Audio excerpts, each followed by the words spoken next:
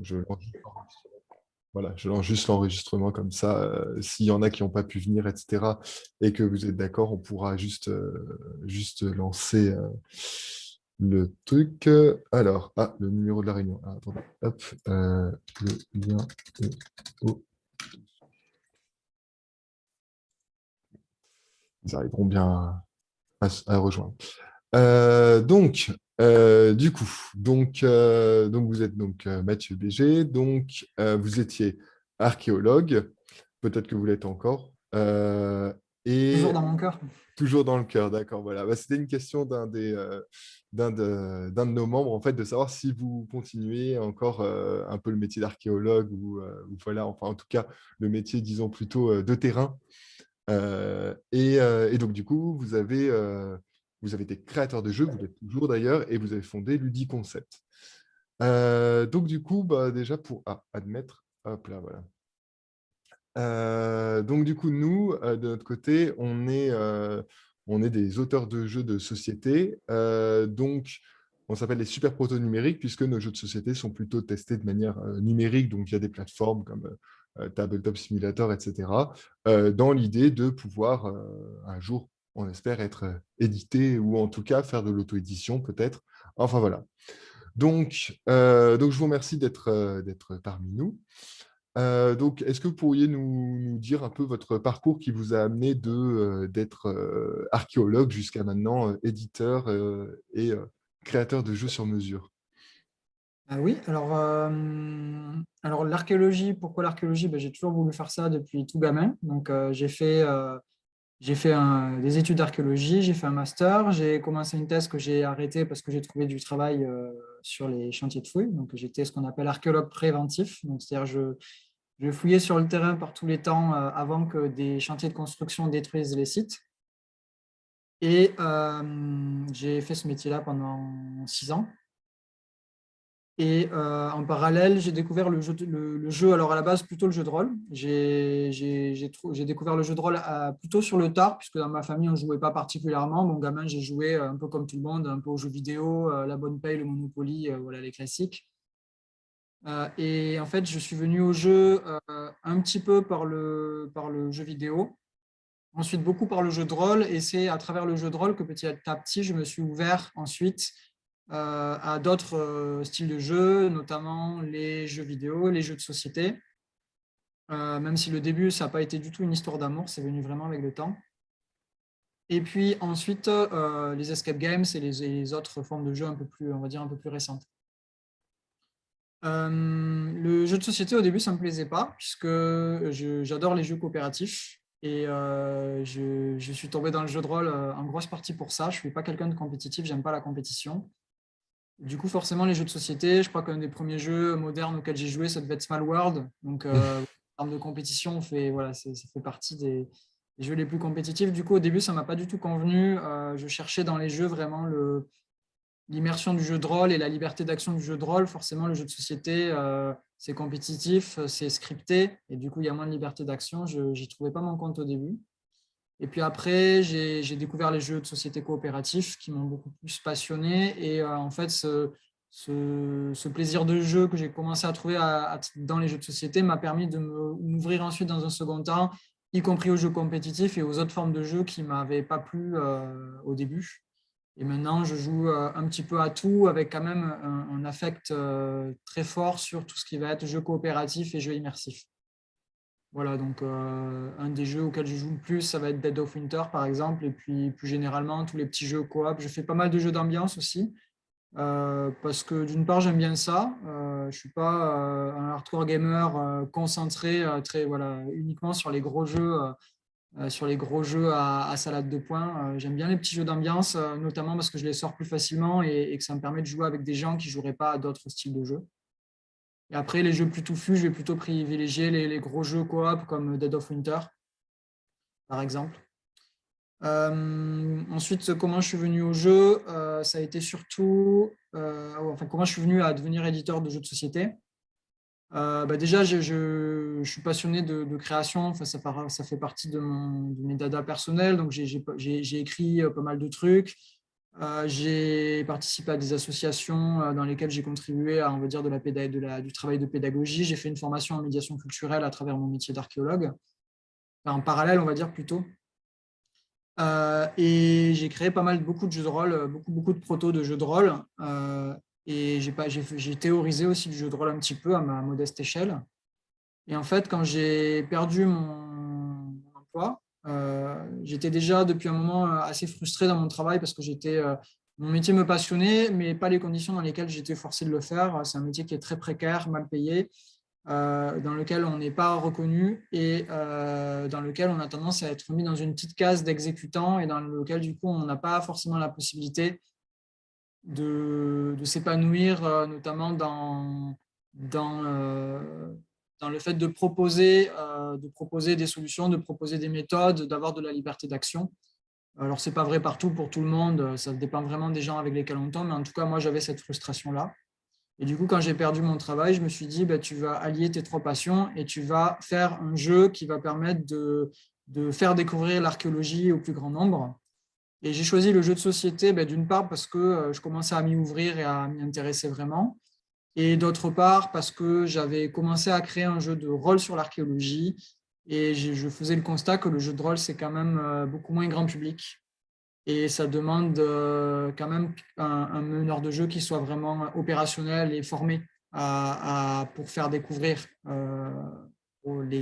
ça aux autres joueurs.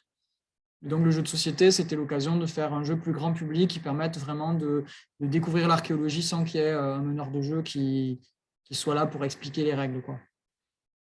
Donc, au début, c'était un projet éducatif. Mon but, c'était vraiment de faire découvrir l'archéologie au plus grand nombre et en même temps de prouver qu'on pouvait faire un jeu éducatif qui soit aussi un véritable jeu.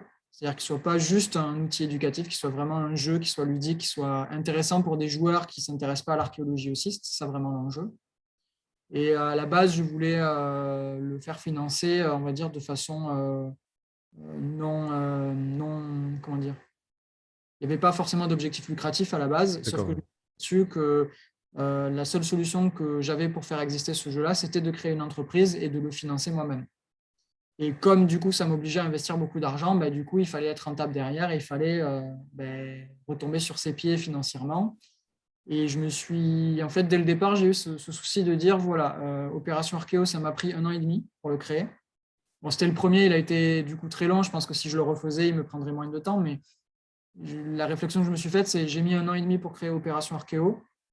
Du coup, si je veux continuer à créer des jeux de ce type, donc des jeux éducatifs qui sont beaucoup plus longs à créer, et si je veux pouvoir financer voilà, si je veux continuer, il faut que j'ai des revenus, il faut que je fasse de la création de jeux à temps plein, et donc il faut que je finance mon activité de créateur de jeux. Et au regard de la rémunération des auteurs, qui est quand même très faible, et aussi parce que j'avais envie, moi, d'éditer mon jeu. Il y avait plusieurs raisons qui ont fait que j'ai décidé de créer ma propre société d'édition pour éditer mes propres jeux. Donc, une partie financière, même si elle ne s'est pas forcément avérée complètement payante. On pourra en rediscuter éventuellement. Il y avait une partie, le plaisir de monter ma propre structure et de mener mon projet jusqu'au bout. Et ensuite, il y avait le fait qu'Opération Archéo, c'était un jeu très particulier. Je voulais vraiment garder la maîtrise éditoriale. Je ne voulais pas tomber sur un éditeur qui me dise le jeu, la mécanique est sympa, mais ça serait mieux si on cherchait des ruines extraterrestres sur Mars, quoi. Parce que ça aurait peut-être été vrai, mais ce n'était pas l'objectif du jeu. Oui, c'est ce qui arrive souvent, ouais, sur les jeux quand on essaie de les faire éditer, en effet. Bah, du coup, Je vais m'arrêter là pour laisser la possibilité d'interagir, mais ensuite, je peux continuer longtemps si besoin. D'accord, ok. Non, mais allez-y, continuez, hein, si vous avez envie de continuer, il n'y a pas de souci, hein. Dans ce cas, je vais poursuivre sur un petit peu l'histoire de la structure. Donc, Ludiconcept, donc j'ai commencé à travailler sur Opération Archéo début 2016. Ludiconcept a été créé mi-2017. Fin 2017, j'édite Opération Archéo. Je lance plutôt un financement participatif qui est un succès très important à mon échelle puisque j'ai levé 31 000 €, ce qui était quand même inespéré. Alors, ce n'est pas si important que ça à l'échelle de ce que ça demande de créer un jeu et de l'éditer, mais c'était quand même très important pour un premier financement fait sur Ulule. J'ai sorti le jeu fin 2017 pour Noël, donc j'ai livré tout le monde pour Noël. Donc il y avait cet enjeu d'arriver à livrer tout le monde 2 mois après avoir fini la campagne. Donc ça, il y avait eu un vrai enjeu en termes d'organisation. Et ensuite, j'ai décidé de créer un deuxième jeu, donc Custo Fury, qui soit beaucoup plus grand public et sur une gamme de prix plus basse. Mon idée, c'était de dire, voilà, j'ai créé un jeu de niche sur une gamme de prix élevée, Opération Archéo, puisqu'il est vendu 45 € prix public. Maintenant, je fais un petit jeu d'ambiance, compétition en équipe, tout public. L'idée, c'était de pouvoir massifier un peu plus les ventes et du coup, faire découvrir à plus de monde de l'entreprise et développer le réseau de distribution, puisque je m'auto-distribuais à ce moment-là. Ça a été en partie payant, puisque Custo Fury est sorti donc suite à un financement participatif aussi qui a été beaucoup plus difficile, mais qui a été quand même un succès. J'ai levé 13 000 €. Et Custo Fury donc, est sorti fin 2019. En octobre pour Octogone. Il a gagné le prix Octogone. Donc, le prix Octogone, c'est le prix qui est décerné par le Festival Octogone des Jeux de Lyon et qui a la particularité d'être décerné par les joueurs. C'est-à-dire qu'il y a plusieurs centaines de personnes qui votent et c'est le résultat des votes des joueurs qui détermine le gagnant du prix. C'est Custo Fury qui a gagné le prix du meilleur jeu tout public en 2019. Ensuite, je suis allé à Cannes. Le jeu a eu beaucoup de succès. Donc, j'ai pris un stand au Festival des Jeux de Cannes, qui est un budget non négligeable à mon échelle. Et suite à ça, j'ai doublé le nombre de boutiques qui ont accepté de vendre le jeu par rapport à ce que j'avais obtenu avec Opération Archéo. J'ai vendu à peu près 2000 boîtes en 6 mois, ce qui était En fait, j'ai vendu l'intégralité de mon stock en 6 mois. J'ai commencé à négocier avec un distributeur, avec Pixie Games, qui est devenu par la suite mon distributeur pour mes différents jeux, mes 2 jeux. Et il s'avère que ensuite il y a eu le Covid et que je communiquais quasi exclusivement un festival. Et du coup, du jour au lendemain, mes ventes se sont effondrées. Je suis passé de beaucoup de ventes par mois à 0 vente par mois. Je n'ai pas réussi à rebondir pendant le Covid. J'ai réédité le jeu en plein Covid en me disant que ça n'allait pas durer. Ça s'est avéré une erreur stratégique, mais bon, voilà, je ne pouvais pas forcément l'anticiper malheureusement. Et du coup, je me suis retrouvé, le Covid a détruit mon activité d'édition. Et je me retrouve avec un jeu dans lequel je ne suis pas rentré dans mes frais en vendant seulement 2000 boîtes et un jeu qui a disparu de la circulation, puisque maintenant c'est un jeu qui a plus d'1 an. Et il y a des sorties. En fait, c'est un jeu qui a été invisibilisé, qui a disparu des boutiques parce qu'il a plus d'1 an et qu'il y a des jeux qui l'ont remplacé et qu'il y a tellement de sorties que la durée de vie d'un jeu qui ne se vend pas est assez faible.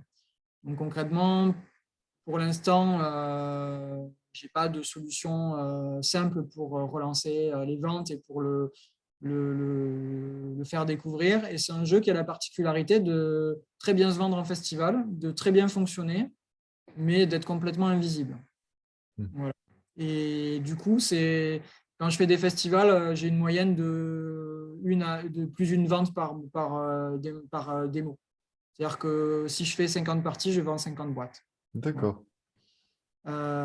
Et du coup, pendant le Covid, j'ai été obligé de me reconvertir parce que je me suis rendu compte que ça allait être très compliqué de survivre à ça, parce que j'avais déjà investi dans 2 jeux, je ne finançais pas mon temps de travail. J'avais besoin de monter en puissance jeu après jeu dans la constitution d'une gamme pour que ça fonctionne. Et dans la pratique, le Covid a cassé complètement cette dynamique-là. Et du coup, je me suis reconverti dans ce qui était mon activité secondaire, qui est devenue mon activité principale, à savoir le B2B. Alors, en termes start-upper, le B2C, c'est le business to client. Donc, c'est quand on s'adresse en tant qu'entreprise à des clients particuliers, à des consommateurs. Le B2B, c'est le business to business. Et donc, c'est quand on s'adresse à des professionnels, que ce soit des entreprises ou des collectivités. Et après, il y a le B2B2C, donc le business to clients. Là, ça va être les éditeurs, par exemple, puisque un éditeur, le client final, en fait, ses produits s'adressent au consommateur, mais dans la pratique, son client, ce n'est pas le consommateur, c'est soit le distributeur, soit les revendeurs. Donc, du coup, c'est du B2B2C, c'est-à-dire que le produit est calibré pour des consommateurs, mais finalement, les clients de l'éditeur, c'est principalement des professionnels. Et donc, j'ai basculé en B2B avec des prestations de services, avec une année 2020 qui a été catastrophique. Heureusement qu'il y a eu les aides de l'État parce que du coup, la reconversion, en gros, je n'ai pas fait de chiffre d'affaires pendant le Covid et le temps de me reconvertir, le temps de recréer les produits, les services, le temps de relancer la communication sur les nouveaux services, le temps de trouver les premiers clients, etc. Il s'est passé un an. Et il s'avère que cette reconversion a été payante puisque je me verse un salaire depuis quelques mois, depuis septembre, et avec du coup voilà, une entreprise qui est rentable désormais. Alors, je n'ai pas encore assez de recul pour dire si ça va être durable puisque c'est récent, mais en tout cas, j'ai des perspectives de développement et des perspectives de maintien de mon entreprise. Alors que pendant le Covid, c'était quand même la question se posait vraiment de l'avenir de l'entreprise. Et du coup, maintenant, je suis dans une posture où j'ai envie de continuer à éditer des jeux parce que ça me plaît, mais où finalement, j'édite les jeux plus par intérêt personnel que par intérêt commercial. Et ce qui me rapporte de l'argent, c'est vraiment les prestations de services. Donc, le but, c'est de financer, le but, c'est que les prestations de services finance, alors peut-être pas la conception que je continue à faire sur mon temps libre, puisque j'ai plus le temps de créer des jeux grand public pendant mon travail, vu que mon travail, maintenant, je fais les prestations de services. Mais l'idée, c'est qu'en tout cas, les prestations de services financent des projets ambitieux qui sont difficilement rentables, notamment la réédition d'Opération Orchéo, qui reste forcément quelque chose de particulier par rapport à l'archéologie, et que je considère comme un projet d'intérêt public, d'intérêt éducatif beaucoup plus que comme un projet commercial. Et ensuite, le but, c'est aussi d'avoir peut-être sur le plus long terme des possibilités d'éditer des jeux plus ambitieux, soit des jeux qui nécessiteraient un très très gros temps de développement. J'ai 2-3 prototypes dans mes cartons où je sais que c'est un tel travail de les créer que j'attends pour plus tard, on va dire. D'autres plus petits jeux que je trouverai un jour le temps de finir, j'espère, et que je compte éditer. Et puis ensuite, potentiellement, des projets de jeux vidéo aussi. Donc, j'ai notamment un cahier des charges de création d'opérations archéo en jeux vidéo, où là, c'est des budgets à plus de 100 000 € qu'il faut sortir. Donc, c'est des choses que je n'ai pas les moyens de faire pour l'instant, mais que j'aurai peut-être les moyens de faire par la suite. D'accord, d'accord. Bon, en tout cas, d'abord, moi, je tiens à dire félicitations parce que bon, le prix Octogone le Christophe Fury. Et puis après, donc, même si vous avez dit donc bon, ça a été un peu compliqué avec la crise, etc. Pour rebondir, vous avez quand même rebondi, hein, donc moi, je pense que je me ferai pas trop de soucis hein, sur le. Enfin, vous avez quand même réussi enfin, de par votre parcours, à toujours arriver à trouver une solution pour vous en sortir quand même, hein, donc moi, je trouve ça assez impressionnant quand même. Et je ne suis pas un cas isolé dans l'entrepreneuriat, c'est-à-dire que je me suis rendu compte en discutant, parce que je suis dans une pépinière d'entreprise, donc je côtoie pas mal de gens qui ont, pour certains, un peu plus de recul que moi, et d'autres qui ont beaucoup, beaucoup plus de recul que moi aussi. Et en fait, ce dont je me rends compte, c'est qu'il y a beaucoup d'entreprises qui ont fait ça, c'est-à-dire qu'ils se sont lancés sur un projet. Alors, il y a plein d'entreprises qui disparaissent, notamment les startups, tout ce qui est Startup Nation, French Tech, tout ça.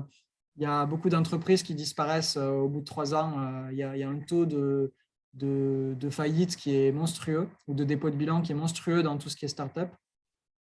J'avais des chiffres, je crois que c'est 98% des startups qui disparaissent au bout de 5 ans. Il faudrait vérifier ce chiffre-là, je ne sais plus d'où je le sors, mais voilà. D'accord.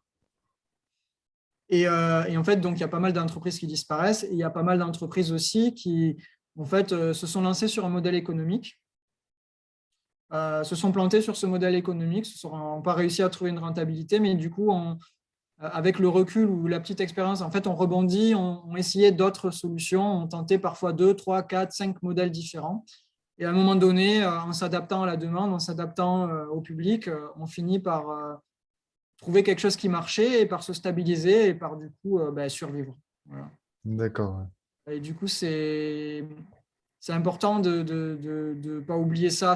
Notamment, moi, je me suis lancé par passion avec par passion et par frustration, c'est-à-dire par passion de créer des jeux et de transmettre, de faire découvrir des choses aux gens, et par frustration de ne pas avoir pu faire ça dans le cadre de mon métier précédent. Voilà, c'est aussi la frustration qui a été un moteur d'action pour moi.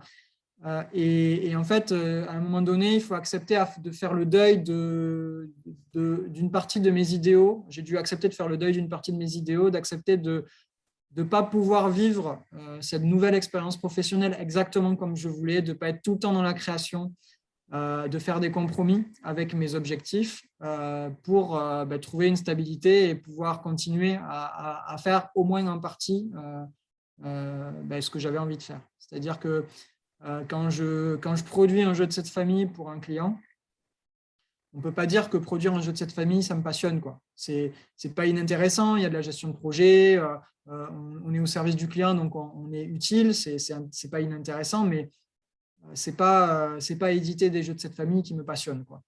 Mais dans la pratique, éditer des jeux de cette famille, c'est en partie ça qui me permet d'avoir mon salaire à la fin du mois et qui me permet de continuer à manger et de payer mes factures et puis potentiellement de dégager un petit bénéfice pour ensuite aller éditer Opération Archéo. Mhm. D'accord, d'accord. Et justement, donc ces clients, parce que bon, donc c'est essentiellement, j'imagine, des entreprises, j'ai vu des musées aussi, je crois.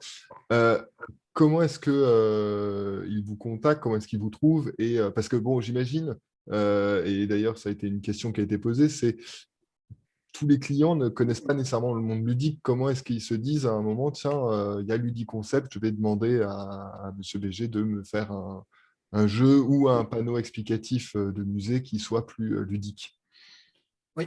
Alors, il y a plusieurs manières de démarcher. Déjà, ce qui est important, c'est d'avoir une offre claire. C'est-à-dire qu'au début, je me suis positionné en disant, ben voilà, je peux tout faire.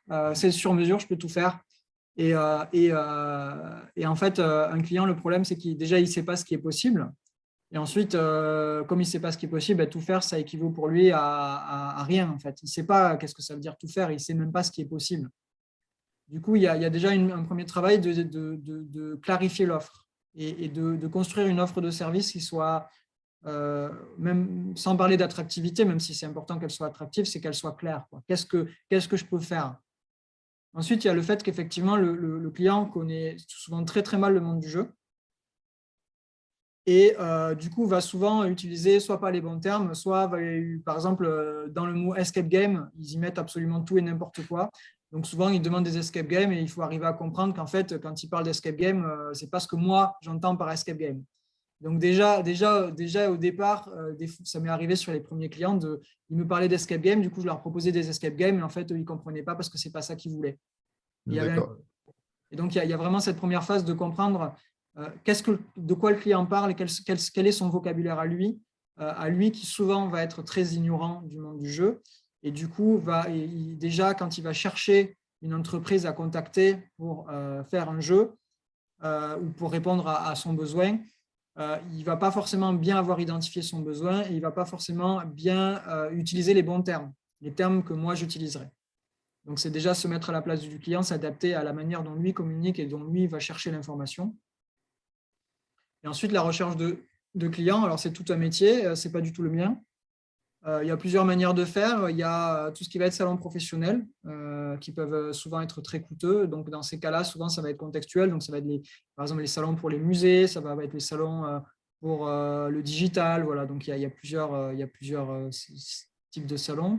Il va y avoir tout ce qui va être réseautage par le biais des pépinières d'entreprises, des clusters d'entreprises, des associations d'entreprises, des choses comme ça.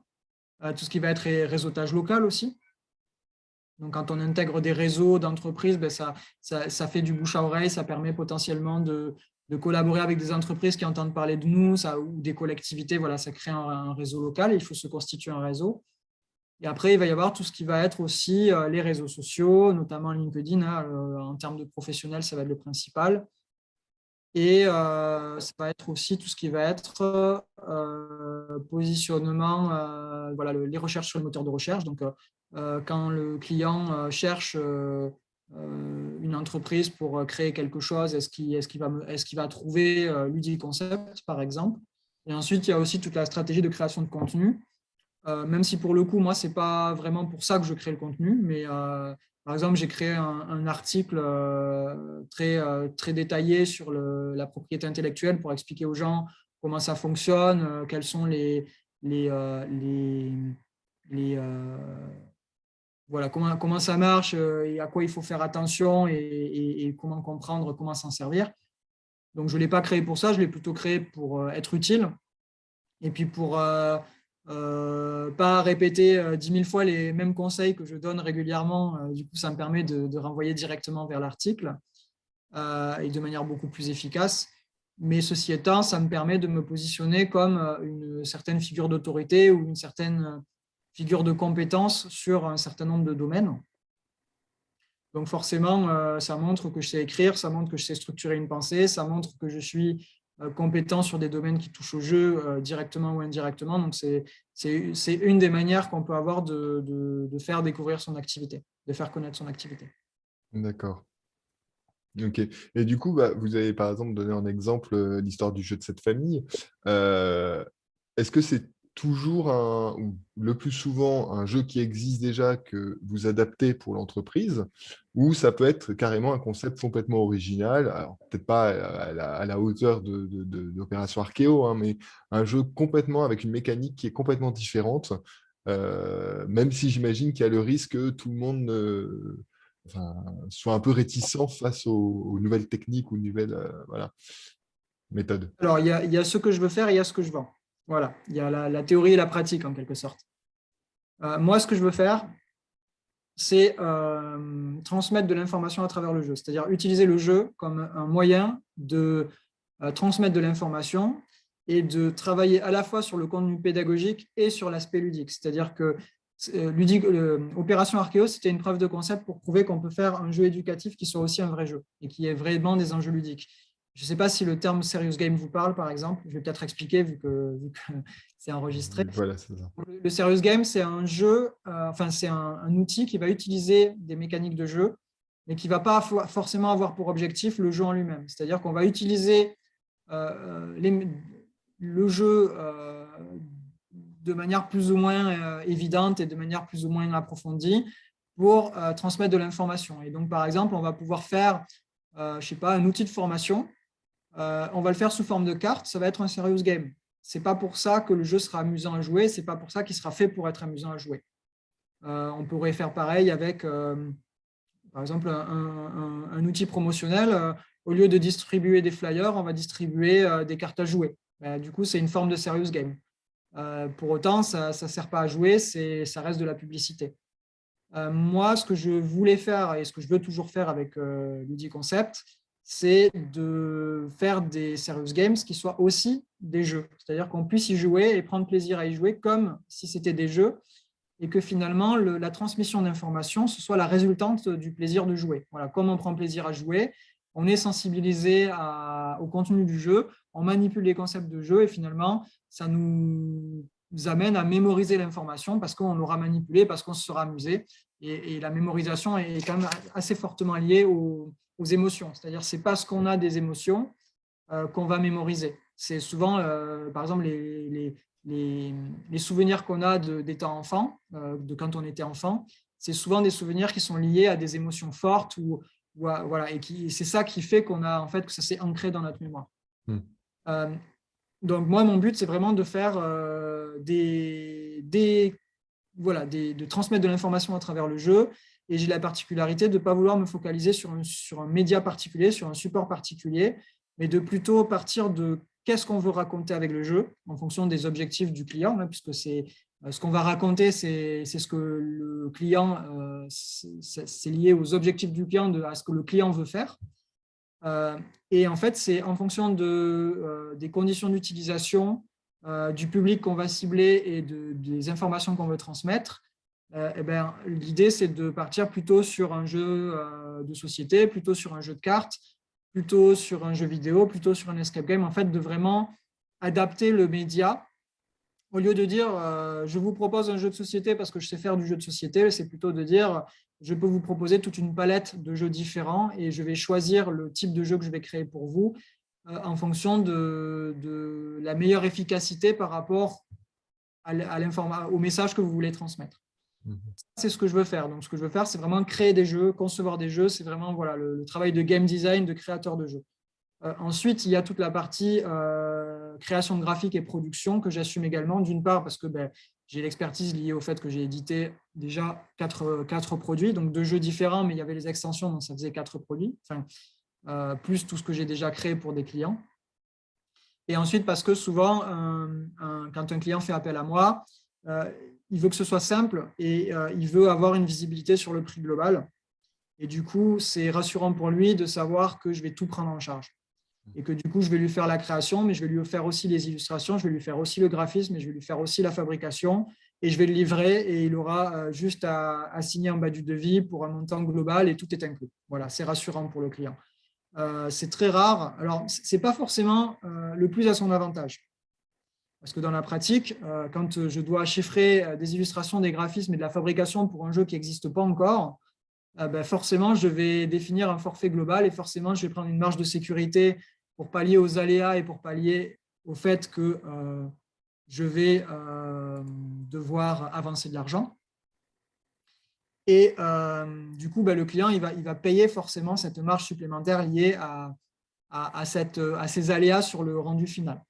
Donc, dans la pratique, le client, il aurait beaucoup plus avantage à financer d'abord uniquement la création. Et ensuite, dans un second temps, une fois qu'on sait exactement à quoi ressemble le jeu, qu'on a le prototype, qu'on sait qu'il va falloir tant d'illustrations, qu'on sait qu'il va falloir tel support, il aurait intérêt à seulement financer la suite dans un second temps, mais en général, il préfère un forfait clé en main. Voilà. Donc moi, je propose les deux, mais systématiquement, ils choisissent le forfait clé en main, qui est plus rassurant pour eux. D'accord, oui. Et du coup, voilà, ça, c'est pour en revenir à la question, j'ai un peu digressé. Ça, c'est l'idéal. C'est ce pourquoi j'ai créé Ludiconcept.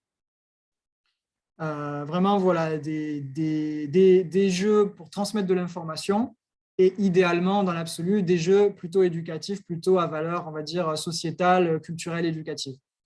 Dans la pratique, alors j'ai des jeux comme ça, j'ai des projets en cours actuellement, des projets ambitieux de création de jeux sur mesure, un qui sera en format mi-escape game, mi-jeu de rôle pour une formation d'entreprise, et un qui sera un jeu de cartes touristiques, donc là plutôt pour de la valorisation touristique. Donc ça, c'est les projets, on va dire, les projets de cœur qui sont vraiment passionnants et qui sont vraiment très complexes, très ambitieux, avec du coup des budgets relativement importants et des délais de réalisation qui se comptent entre 4 et 6 mois. Et ensuite, on a des projets, on va dire, qui représentent à peu près 50% de mon chiffre d'affaires, mais qui représentent une part plus importante en termes de quantité. Donc, c'est des projets plus petits, mais plus nombreux, qui vont être des projets plutôt d'accompagnement à la production. Donc, c'est-à-dire, c'est des clients qui ont créé leur jeu. Alors, certains qui sont bons dans ce qu'ils font et qui proposent des rendus, des jeux intéressants, efficaces. D'autres qui croient savoir ce qu'ils font et qui font des choses assez médiocres. Ça dépend des clients. Donc, ils ont créé leur jeu et ils ne savent pas comment le produire. Et donc, ils cherchent une entreprise qui va pouvoir les accompagner dans toute la partie illustration, graphisme, fabrication, avec, pareil, une solution clé en main simple et qui puisse s'adapter à des besoins qui sont parfois difficiles. C'est-à-dire que, par exemple, quand on veut produire 5000 boîtes, c'est facile, on fait appel à un imprimeur français ou européen qui fournit un devis clé en main pour les 5000 boîtes. Et on a un tarif et c'est facile. Par contre, quand on veut produire 200 boîtes, l'imprimeur ne produit pas 200 boîtes parce que ce n'est pas intéressant pour lui. Donc, dans ce cas-là, il faut trouver d'autres solutions pour produire. Il faut faire appel à plusieurs imprimeurs, il faut optimiser les coûts, il faut trouver des solutions alternatives de fabrication parce que fabriquer un plateau de jeu en carton à l'unité, c'est hors de prix, donc x200, c'est complètement impensable. Et là, du coup, c'est pour cette expertise-là que les clients me font appel à moi. C'est pour le côté capacité à tout gérer avec un seul interlocuteur, la connaissance des sous-traitants, des prestataires avec lesquels je vais travailler et la connaissance de ce qu'on appelle du sourcing, c'est-à-dire ma capacité, le fait que je connaisse les imprimeurs, que je sache à qui je fais appel, ce qui fait que même en prenant une marge, je vais proposer des prix qui vont être plus attractifs que ce que les clients auraient trouvé tout seuls, tout simplement parce qu'eux, ils ne connaissent pas les imprimeurs, ils ne savent même pas comment les trouver. Et du coup, voilà, c'est un petit peu les projets pour lesquels on fait appel à moi. Et j'ai aussi des projets de valorisation du patrimoine, où j'ai fait des panneaux de valorisation du patrimoine, où j'ai fait un livret-jeu aussi sous forme un petit peu sous forme d'enquête sur de la valorisation d'une balade archéologique. Et où là, c'est plus ma casquette d'archéologue qui va m'apporter ces contrats-là, avec parfois un rapport avec le jeu et parfois un rapport et parfois pas du tout de rapport avec le jeu, et où on va être plutôt sur la valorisation culturelle sous la forme de panneaux, par exemple. Mhm. Enfin, ça reste quand même un média ludique, enfin, à vocation ludique quand même. Pas forcément, quand je fais un panneau explicatif, c'est pas un jeu, par exemple. Oui. Sur un des projets, il y avait un livret-jeu avec, donc du coup, il y Mhm. avait la partie jeu. Sur un autre projet, j'ai juste fait des panneaux explicatifs. D'accord, ok. D'accord. Il n'y a pas de partie jeu, il y a une partie création de contenu. Donc, il y a toujours le côté création créatif, création de contenu, création graphique, illustration, mais on n'a plus du tout le côté jeu dans ces cas-là. D'accord. Le cœur d'activité, ça reste pour l'instant quand même le jeu. Ok, d'accord. Et si, parce que là, donc, du coup, là, les jeux, donc, vous avez des clients, etc. Mais si, par exemple, je dis n'importe quoi, quelqu'un arrive demain en disant, voilà, j'ai un concept d'un jeu serious game, etc., euh, qui est, alors, plus ou moins terminé, je ne sais pas. Euh, qu'est-ce que vous en pensez? Qu'est-ce que vous faites, en fait, en ludique concept? Et ça dépend de la demande déjà. Si la demande, c'est j'ai un concept de serious game et je cherche un éditeur.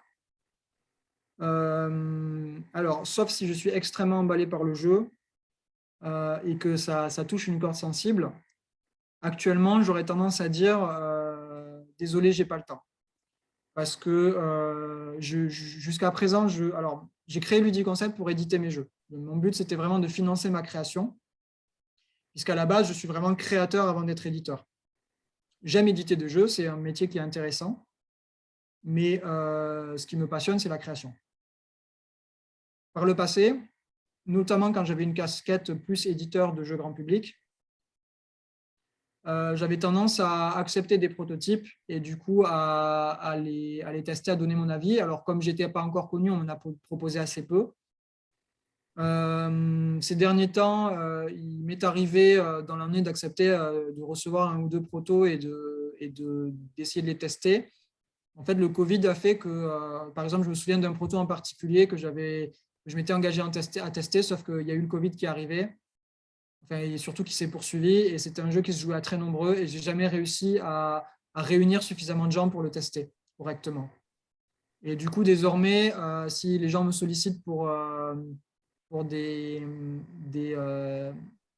tant que, si des gens me sollicitent avec leur casquette créateur et me sollicitent moi en tant qu'éditeur, sauf si vraiment j'ai un coup de cœur sur le projet, je vais avoir tendance à dire j'ai regardé rapidement, je suis désolé, j'ai pas le temps. Parce que ça me gêne énormément de prendre des engagements que je peux pas tenir. Donc, comme je n'ai plus le temps de, de tester des prototypes, j'ai déjà plus le temps de finaliser mes protos à moi. Donc voilà, j'ai tendance à décliner maintenant. Si c'est un client qui vient me voir et qui me dit voilà, j'ai un projet de serious game et je souhaite un accompagnement à l'édition, dans ce cas-là, je vais lui faire un devis pour un accompagnement à l'édition. Voilà, donc, D'accord, ouais. je vais lui facturer, je vais lui proposer un devis dans lequel, en fonction de la demande, c'est toujours des devis sur mesure, et les devis sont très variables d'un projet à l'autre, mais c'est une estimation du temps de travail en fonction des missions que je dois réaliser et des expertises que je dois mobiliser. D'accord, ouais. Est-ce que c'est seulement une analyse du game design et ça s'arrête là? Est-ce que c'est est-ce que ça inclut le travail de création graphique? Est-ce que ça inclut la fabrication et à quel volume, par exemple? Ok, ouais, je vois. D'accord, d'accord, d'accord. Et alors, je vais sauter un peu du coq à l'âne. Donc, vous aviez parlé là, des financements, etc. Et puis que c'est assez en fait compliqué de concilier parfois le côté auteur et puis éditeur. Et vous parlez sur votre site Ludiconcept du Faire Label. Et puis, en fait, c'est un sujet qui est assez disons, chaud actuellement sur pas mal de groupes et de sites d'auteurs de jeux de société. Rien que la Société des auteurs de jeux en parle quasiment tous les 15 jours. Qu'est-ce que vous pouvez nous en dire en fait, de ce concept en fait, de Faire Label? Alors, le concept de faire label, je ne sais pas si je suis le premier, en tout cas, à ma connaissance, je suis le premier à l'avoir formalisé. Mhm. C'est peut-être pas le cas et je ne veux pas m'attribuer un mérite que j'ai peut-être pas, mais voilà. En tout cas, je sais que les réflexions que j'ai menées, voilà, je les ai menées quasiment de zéro. En fait, j'avais créé un premier article sur justement la rémunération des auteurs de jeux, où je réfléchissais un petit peu à comment on pourrait mieux rémunérer les auteurs, et c'était l'occasion de dresser un portrait un peu général du fonctionnement du monde du jeu, de ce qu'on appelle la chaîne de valeur, c'est-à-dire comprendre qu'est-ce qu'il y a dans le prix d'un jeu, quels sont les différents acteurs, les différents intermédiaires, quelle part revient aux différents intermédiaires et pourquoi. Et le but, c'était d'analyser un petit peu comment potentiellement on pouvait faire bouger les lignes dans un milieu dans lequel la part de rémunération des auteurs est très faible, puisqu'en moyenne, ils sont rémunérés, je crois que c'est 2,5% du prix hors taxe. En moyenne, selon les stats de la SAJ, de la Société des auteurs de jeux, statistiques qui d'ailleurs sont peut-être surestimées, puisque dans les statistiques de la SAJ, quand on regarde les montants de rémunération des auteurs, il y a beaucoup d'auteurs qui sont bien rémunérés, ce qui laisse penser que la plupart des principaux auteurs ont répondu, étant donné qu'ils sont mieux informés que la moyenne. Hmm. Donc, voilà, la part de rémunération est assez faible et du coup, je réfléchissais à comment on pouvait augmenter cette part de rémunération. Le constat que je faisais, c'est que c'était très compliqué. Alors, je ne vais pas détailler l'article, ça serait trop long. Et puis, si ça intéresse, il est disponible sur ludiconcept.fr sur mon blog. Et en fait, la solution que je proposais dans cet article, c'était d'une part d'extraire la rémunération des auteurs du calcul des rémunérations de tous les intermédiaires en pourcentage, puisqu'en fait, le principe du jeu, c'est que l'éditeur va fixer un prix de vente en fonction de ses coûts. Et le problème, c'est que comme tous les intermédiaires calculent leur marge en pourcentage, en fait, si l'éditeur, par exemple, choisit d'augmenter l'auteur d'1 € et du coup vend son jeu 1 € plus cher, eh bien, la boutique qui va avoir besoin de… Alors d'abord, il va y avoir le distributeur qui prend, par exemple, 30% de marge, ben, du coup, il va prendre 30% aussi de la marge de la rémunération supplémentaire de l'auteur. Donc, l'éditeur va être obligé d'augmenter pour prendre en compte encore plus, pour prendre en compte ces 30% qui vont aller au distributeur. Et derrière, la boutique, elle va vouloir ces 40% de marge puisqu'elle en a besoin pour survivre. Et donc, elle va prendre une marge supplémentaire sur aussi le coût supplémentaire lié à la meilleure rémunération de l'auteur.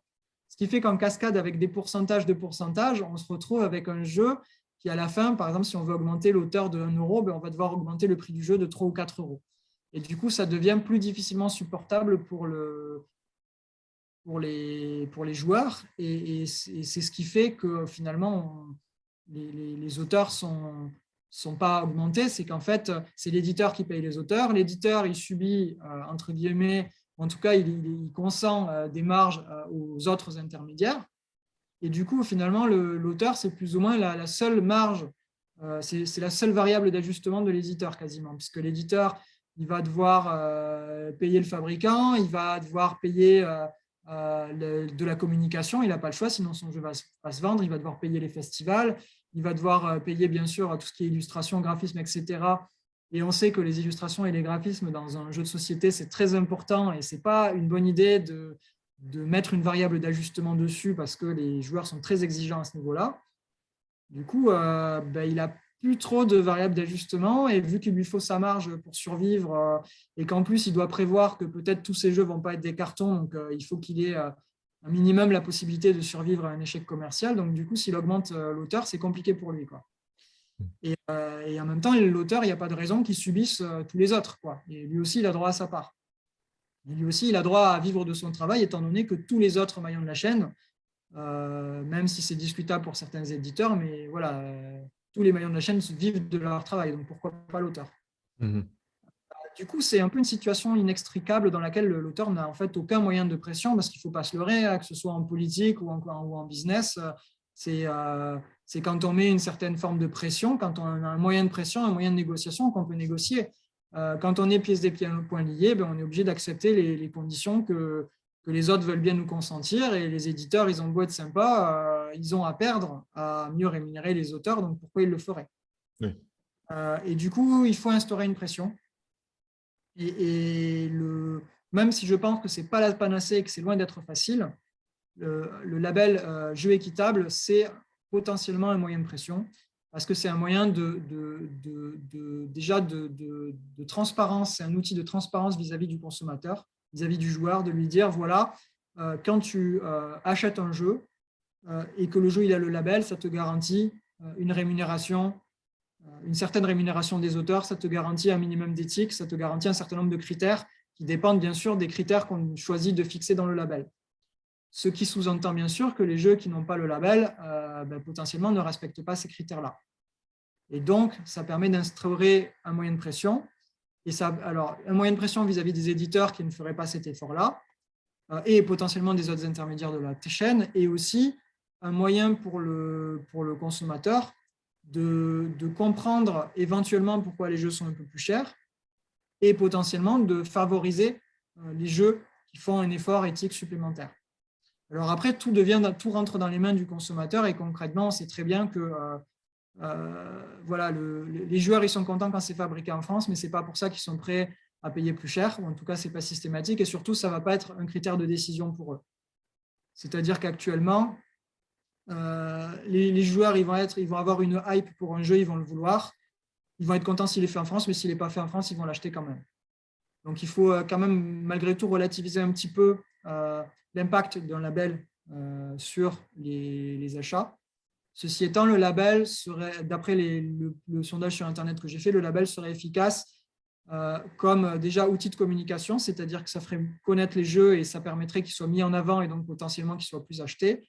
Et ça permettrait aussi potentiellement de discriminer, c'est-à-dire que si le joueur il hésite entre plusieurs jeux, a priori, il aura tendance à favoriser le label.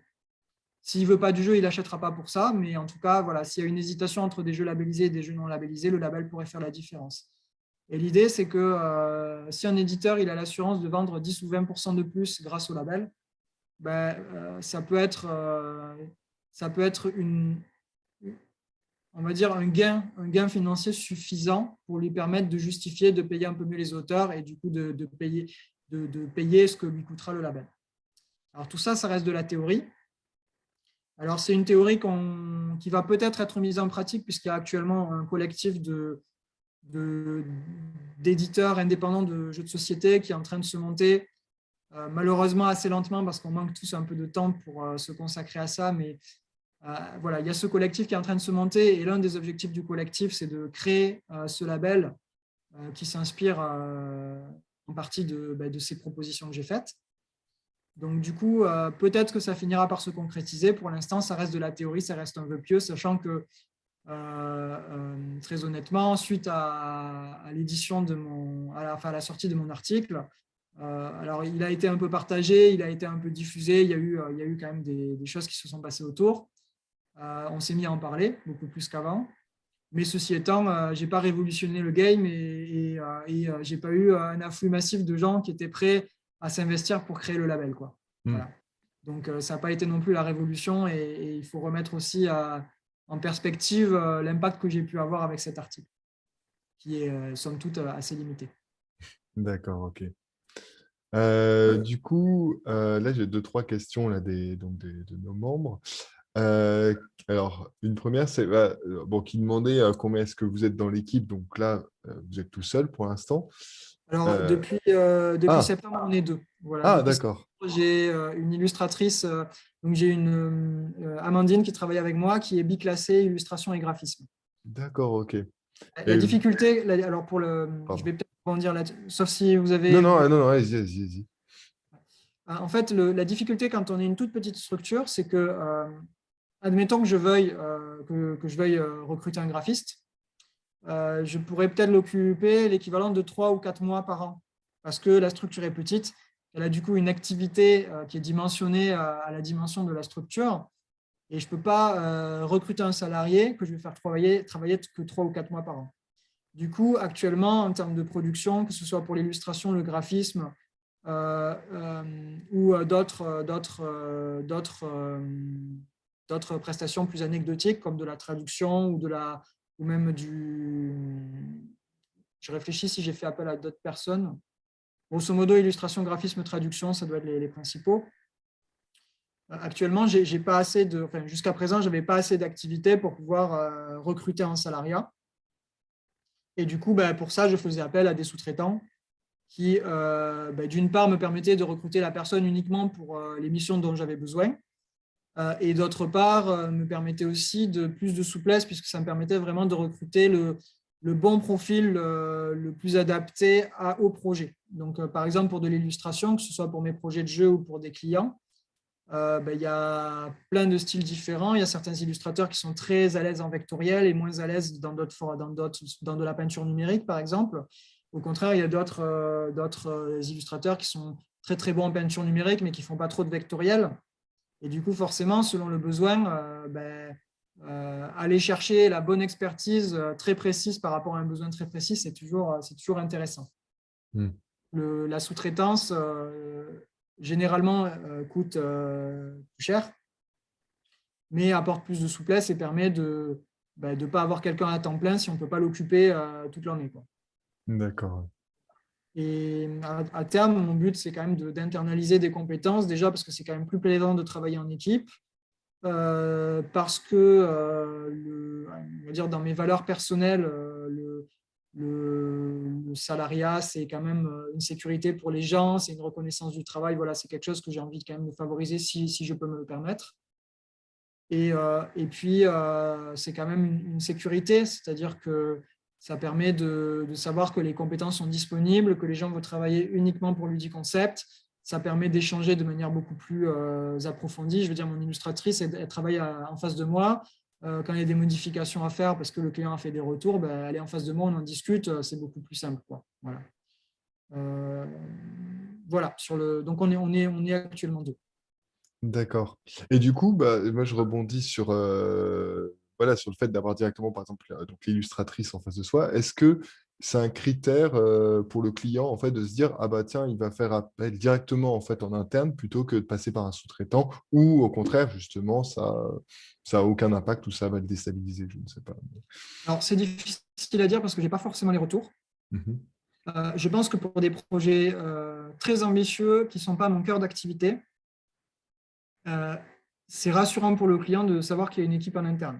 Par exemple, j'ai essayé de me positionner sur du jeu vidéo, sur du développement de jeux vidéo, en travaillant en partenariat avec, donc en étant moi, en me concentrant sur tout ce qui est game design, illustration, graphisme, et en travaillant en partenariat avec une entreprise spécialisée pour tout ce qui est développement. Je savais que j'avais les moyens de le faire, je savais que j'allais faire un rendu qui allait être probablement plus qualitatif que ce que certains de mes concurrents pourraient fournir, notamment parce que je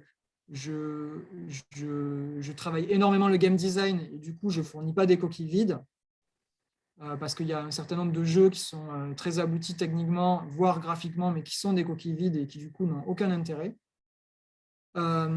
Mais par contre, mon client, lui, ce qu'il voit, c'est que je n'ai pas produit de jeux vidéo jusqu'à présent, ou en tout cas assez peu, et qu'en plus, je n'ai pas les équipes en interne. Du coup, tout de suite, il va se poser la question du sérieux de l'entreprise, ou en tout cas de la capacité de l'entreprise de répondre à son besoin. Moi, je sais que j'en ai la capacité, je sais que produire un jeu vidéo, ce n'est pas beaucoup plus différent. Enfin, en fait, c'est exactement pareil pour moi de produire un jeu vidéo que produire un escape game ou un jeu de société. J'ai, par mon expérience et ma formation, même si c'est de l'auto-formation, en fait, j'ai une capacité d'adaptation à plein de formats de jeux différents et de médias de jeux différents. Et dans la pratique, produire un jeu vidéo, c'est comme produire un jeu de société, c'est-à-dire que ce n'est pas moi qui fabrique le jeu. Pour autant, c'est moi qui le conçois et c'est moi qui le gère jusqu'à la livraison. Et ça, le client, c'est plus compliqué pour lui de le comprendre. Et Et actuellement, je n'ai pas forcément les moyens de le rassurer. Et c'est vrai que si j'avais les équipes en interne pour ça, ça pourrait être rassurant pour lui. Ensuite, certains clients, effectivement, vont être rassurés de savoir qu'on a les équipes en interne, qu'on a une structure implantée, installée. Et voilà, c'est toujours rassurant de se dire qu'il y a 7-8 personnes qui gèrent son cas, qui gèrent son projet et que la boîte, c'est une boîte qui est établie. Ceci étant, on peut transformer des défauts en qualité. C'est-à-dire que moi, je présente, par exemple, ce qui est vrai. En plus, évidemment, quand on a des arguments, il faut qu'ils soient valides, sinon on se tire une balle dans le pied. Et moi, par exemple, le fait de choisir des sous-traitants, je le présente comme une qualité parce que ça va me permettre vraiment de sélectionner une expertise très spécifique par rapport au client. C'est-à-dire que selon le projet du client, je ne vais pas choisir tel style d'illustration parce que c'est le seul que j'ai en stock dans mon équipe. Je vais choisir tel style d'illustration parce qu'en fait, j'ai 7 ou 8 illustrateurs dont je sais qu'ils sont fiables, avec lesquels j'ai déjà travaillé et que je sais que celui-ci va faire du super travail par rapport à ce projet spécifique. Et ensuite, le client a besoin d'être rassuré, le client a besoin de savoir que l'entreprise a l'expertise nécessaire pour produire sa création. Et du coup, c'est toujours difficile quand on n'a pas de preuve de concept. C'est-à-dire que, par exemple, pour du jeu vidéo, j'ai du mal à m'implanter, j'ai du mal à convaincre. Pour du jeu de société, j'en ai déjà produit plusieurs. Donc, le client, il ne va pas trop se focaliser sur est-ce que j'ai un illustrateur en interne, parce qu'il va regarder ce que j'ai fait, il va voir que j'ai déjà fait des jeux qui sont beaux, qui sont efficaces, que j'en ai vendu plein et qui fonctionnent. Et du coup, il ne va pas chercher plus loin. Il sait que pour produire un jeu, je suis capable. Voilà. C'est sur les formats qui vont sortir de l'ordinaire, ou soit il faut que ça sorte tellement de l'ordinaire qu'il va falloir appel à la moi parce qu'en fait, il n'y a personne d'autre qui fait et que j'ai cette aptitude à proposer des choses que les autres ne font pas. Mais si c'est sur des formats identifiés comme escape game, jeux vidéo, voilà, des formats qui, là, il faut vraiment être rassurant. Donc, il faut être en capacité de rassurer. D'accord. Ok, ouais. Et puis il faut faire aussi, puisque donc, les jeux de société, donc, vous en avez sorti en effet quelques-uns, donc, du coup, qui sont en effet, comme vous dites, beaux et puis à succès. Et c'est peut-être qu'il faut faire ces preuves aussi sur le jeu vidéo et trouver la bonne opportunité aussi, j'imagine.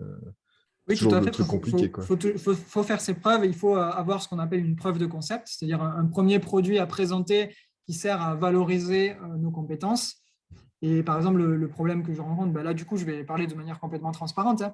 Le problème que je rencontre sur le jeu vidéo, c'est que, en fait, toute entreprise, au démarrage, a une capacité d'investissement, c'est-à-dire va investir, que ce soit du temps ou de l'argent. Alors, souvent, quand on est créateur de jeux, c'est plutôt du temps. En gros, on investit dans une preuve de concept qui va être le premier jeu, la première réalisation. Et ensuite, cette preuve de concept va nous permettre de prouver un savoir-faire et du coup de vendre ensuite d'autres créations. Et finalement, un créateur de jeu, il est un peu dans la même posture qu'une entreprise de service dans cette situation-là. C'est-à-dire que le créateur de jeu, il va créer sa preuve de concept qui est son premier prototype. Et ensuite, cette preuve de concept va lui permettre de vendre ce concept-là à des éditeurs dans l'espoir de se faire éditer. Et finalement, l'auteur est un investisseur dans le sens où il va investir son temps de travail dans un projet dont il n'est pas sûr qu'il va pouvoir le vendre. Et il y a beaucoup d'entreprises qui font ça, c'est-à-dire elles vont chercher à marketer un produit, elles vont investir dans la création d'un produit dont elles espèrent qu'il va répondre à un besoin. Et ensuite, une fois qu'elles auront fini la création de ce produit, elles vont tenter de le vendre. Moi, dans mon cas, j'ai déjà investi beaucoup de temps et d'argent dans la création d'opérations Archéo. Et du coup, en fait, j'ai épuisé ma capacité d'investissement, j'ai utilisé plutôt ma capacité d'investissement dans ce projet qui me tenait à cœur. Et quand j'ai décidé de me reconvertir, en tout cas de basculer le modèle économique de l'entreprise d'un modèle B2C, donc d'un modèle jeu grand public vers un modèle B2B, c'est-à-dire les prestations de services pour les professionnels, en fait, j'avais la problématique que je ne pouvais pas investir dans un produit dont je n'étais pas sûr que j'allais le vendre, donc, pour prouver un savoir-faire, parce que je n'avais plus de capacité d'investissement, parce qu'il fallait que je gagne de l'argent, quoi. Et je ne pouvais pas repasser 6 mois, 1 an à créer un concept en espérant ensuite derrière le vendre. D'autant plus que pour le jeu vidéo, par exemple, c'est des investissements qui sont très conséquents et c'est des choses que je ne peux pas faire seul. Donc, ce n'est pas seulement du temps, c'est forcément le recrutement d'un développeur ou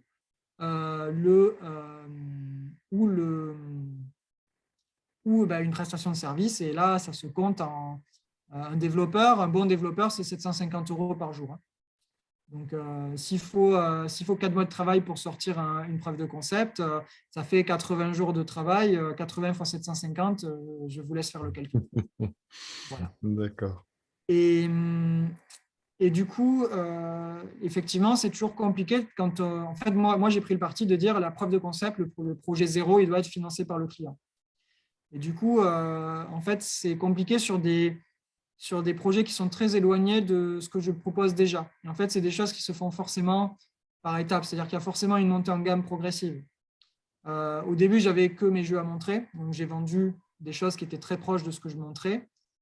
Et puis ensuite, j'ai réussi petit à petit, soit parce qu'il y a des gens qui m'ont fait confiance, soit parce qu'il y a des gens qui ont été convaincus ou qui ont, enfin bref, peu importe la raison, mais petit à petit, en fait, j'ai réussi à obtenir des projets qui s'éloignaient de ce que je faisais déjà et qui m'ont permis de prouver des savoir-faire différents et du coup d'être plus convaincant sur ces projets-là et de signer des projets plus ambitieux qui du coup me rendaient plus convaincant sur des projets encore plus ambitieux. Et en fait, c'est un peu une spirale vertueuse, c'est-à-dire que plus on est convaincant, plus on a de choses à montrer, plus on arrive à convaincre par la suite.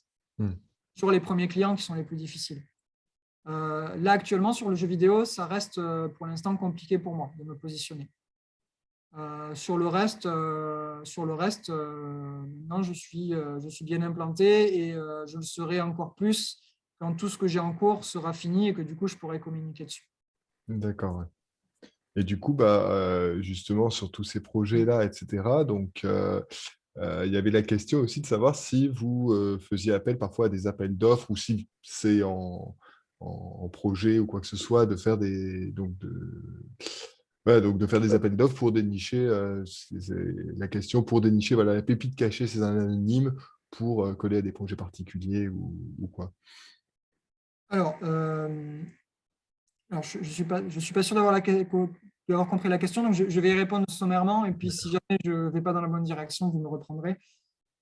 Ce que j'ai compris de la question, c'est quand j'ai un projet particulier, par exemple, suite à une demande client, est-ce que je vais chercher, est-ce que je cherche des expertises et est-ce que j'ouvre finalement C'est ça, je pense que c'est la question, uniquement ouais. des expertises, d'accord.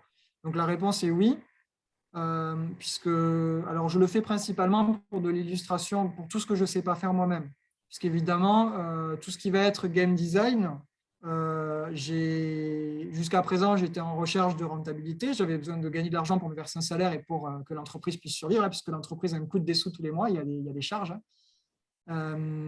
Et du coup, forcément, dès qu'il y avait quelque chose qui rentrait en termes de game design ou en termes de gestion de projet, vu que c'est mon cœur d'expertise, c'est moi qui faisais. Donc, comme c'est moi qui faisais, forcément, je ne faisais pas appel à quelqu'un d'autre. Pour tout ce que je ne savais pas faire, notamment tout ce qui va être illustration, graphisme et fabrication, ben là, je faisais ce qu'on appelle du sourcing, c'est-à-dire que je cherchais des expertises, je sollicitais des gens potentiellement sur les réseaux sociaux, potentiellement sur des sites spécialisés, même si ça a été principalement du bouche à oreille, des candidatures spontanées de freelance qui m'ont proposé leurs services, ou les réseaux sociaux. Voilà, c'est principalement comme ça que j'ai récolté les experts avec lesquels je travaille, que j'ai connu les experts avec lesquels je travaille. Et donc voilà, illustration, graphisme, oui. Traduction aussi. J'ai eu sollicité plein d'autres expertises, mais dans des domaines où pour l'instant, c'est des projets qui n'ont pas été signés. Donc du coup, ça n'a pas débouché sur des prestations derrière. Mais le sourcing, la recherche d'expertise, c'est une part importante de mon travail, puisque derrière, il faut que quand j'ai un client qui me demande un projet atypique, que je sois en capacité de répondre, quelle que soit la demande. Voilà, dès qu'il y a de la conception, que c'est original, que c'est bizarre et que les gens ne savent pas comment le faire et qu'ils veulent quelque chose d'original, voilà, mon enjeu, c'est de pouvoir répondre. Donc, là, par exemple, j'allais dévoiler des choses que je ne peux pas dire donc, parce que c'est des prestations qui sont encore en cours, mais je me retrouve souvent à faire des choses que je n'avais pas forcément imaginées et qui me permettent de développer un savoir-faire et de valoriser des nouveaux types de prestations. D'accord. Ouais. La partie game design, la partie, on va dire, plus créateur de jeu, créateur game design, je serai amené probablement à l'avenir à solliciter des expertises extérieures, tout simplement parce que désormais, depuis peu, l'entreprise a plus d'activités que ce que je peux assumer. Ce qui fait que je me retrouve à ne plus pouvoir répondre à la totalité des demandes de devis, par exemple, ou à devoir délayer dans le temps les demandes de devis, parce que j'ai beaucoup de prestations en cours, que bien sûr, l'enjeu, c'est de satisfaire les clients qui m'ont fait confiance, donc de respecter mes engagements et de faire passer les prestations en cours avant. Mais du coup, ce qui en souffre un petit peu, c'est en partie les réponses aux demandes de devis, et en partie tout ce qui va être stratégie d'entreprise à long terme, c'est-à-dire que j'ai commencé à développer des outils de communication, à structurer mon offre, et c'est un travail qui prend du temps. Et concrètement, je n'avais plus le temps de le faire parce que l'entreprise marche et que je n'ai pas assez d'heures dans ma journée pour tout faire. Et sachant que j'ai pour l'instant pas renoncé à répondre à tout le monde et que je n'ai pas renoncé non plus à faire ce que je fais ce soir, c'est-à-dire aussi consacrer du temps à des choses qui ne sont pas immédiatement rentables et qui n'ont pas d'objectif de rentabilité, mais qui ont un objectif de diffusion des connaissances, de partage. Voilà, c'est pour ça que j'ai créé l'entreprise à l'origine. Et en fait, je n'ai pas envie de perdre ça parce que le jour où j'ai plus le temps de faire ça, je n'aurai plus envie de travailler et du coup, il n'y aura plus de raison que je continue. D'accord. Mais du coup, l'objectif à terme, c'est effectivement potentiellement de déléguer plus sur les tâches que j'assumais jusqu'à présent. Et c'est potentiellement aussi du coup, de recruter des gens à des postes sur lesquels je n'avais pas prévu de recruter à court terme. Et du coup, pour tout ce qui va être game design et gestion de projet, je l'envisage plutôt sur du recrutement en interne. Parce que ça touche au cœur d'expertise de l'entreprise. Et c'est des choses sur lesquelles j'ai plus envie de travailler en collaboration, en équipe. Et même si, bien sûr, on peut travailler en équipe avec des prestataires, avec du coup, des sous-traitants, il y a quand même un lien de proximité quand on travaille en équipe avec des collaborateurs salariés qui est beaucoup plus fort, alors que le sous-traitant va avoir son rôle d'expert, donc va forcément mettre un peu plus de distance. Et après, se pose la question de comment on fait grossir l'entreprise, comment on recrute, comment on délègue et comment on passe en termes d'organisation de une personne à plusieurs personnes. Et ça pose des questions très bêtes du genre, j'ai tout sur mon ordinateur, comment je partage les dossiers? J'utilise Google Drive, d'accord, il me faut de l'espace de stockage. La gestion, est-ce que je suis le seul à faire les devis? Si je ne suis pas le seul à faire les devis, il faut que je modifie mon logiciel de gestion pour pouvoir intégrer des nouvelles personnes. Enfin, ça pose plein de questions, à la fois sur quelque chose d'aussi bête qu'est-ce que je délègue. Voilà, qu'est-ce que je délègue? Parce que ce que je délègue va déterminer qui je vais recruter. Du coup, quelle expertise je vais recruter. Et ce n'est pas forcément évident de déterminer ce que je peux déléguer, parce que par nature, on est le nez dans le guidon. On a toujours travaillé tout seul sur des... Et en fait, on se dit, bah non, ça, je ne peux pas le déléguer, ça, je l'ai toujours fait. Je suis à fond dans mon truc, comment je peux le déléguer? Et du coup, il y a un moment donné, il faut se poser, il faut dire, voilà, est-ce que je ne peux pas le déléguer parce que je suis le nez dans le nez dans le guidon et je ne me rends pas compte que, je peux en fait le déléguer, ou est-ce que je ne peux pas le déléguer parce qu'effectivement, c'est extrêmement technique, c'est le cœur de l'entreprise et ça, je dois le garder. Et là, on va dire, c'est un peu à cette étape-là qu'en est Midi Concept. C'est-à-dire que là, j'envisage, d'ailleurs, je peux lancer l'annonce, j'envisage de recruter un chargé d'affaires en alternance ou quelqu'un qui ferait de la gestion de projet en alternance, avec un poste relativement polyvalent qui serait principalement, on va dire, un petit peu de gestion, de suivi client et puis toute la partie gestion de projet. Par exemple, j'accompagne un client sur la production d'un jeu de cette famille. Ça, c'est quelque chose que je peux probablement déléguer intégralement, sous réserve que, évidemment, la personne que je recrute soit compétente. Et du coup, si jamais j'ai quelqu'un qui gère ça, moi, ça me libère du temps on va dire, la stratégie d'entreprise que je dois, et sur tout ce que je ne peux pas déléguer, en fait. Donc, la vision long terme de l'entreprise, toutes les parties très techniques qu'une personne qui viendrait de rentrer dans l'entreprise ne pourrait pas assumer, etc. Sur la partie game design, effectivement, c'est quelque chose que j'envisage, mais c'est très difficile de le positionner dans le temps. D'une part, parce que ça va dépendre beaucoup des devis que je vais rentrer. D'autre part, parce que moi, ce qui me passionne dans la vie, ce n'est pas de faire des devis. Ce qui me passionne dans la vie, c'est de faire du game design. Et du coup, je veux continuer à produire. C'est-à-dire, je ne veux pas que mon entreprise grossisse au point où je ne ferai plus que de la gestion parce que l'entreprise le nécessiterait et où je me retrouverai en fait, à déléguer tout ce qui m'amuse, à savoir notamment le game design. Donc, du coup, le game design, pour pouvoir le déléguer, il faut qu'il y en ait suffisamment pour qu'on puisse être deux à en faire. Ce qui pourrait très bien être le cas assez rapidement, mais pour l'instant, c'est encore un peu précoce. D'accord, d'accord. Bon, du coup, je pense qu'on va s'arrêter là. Je ne sais pas si vous avez quelque chose à rajouter ou à nous dire à nous. Donc, nous, donc, du coup, il y a essentiellement des auteurs, mais il y a quelques éditeurs, graphistes, etc.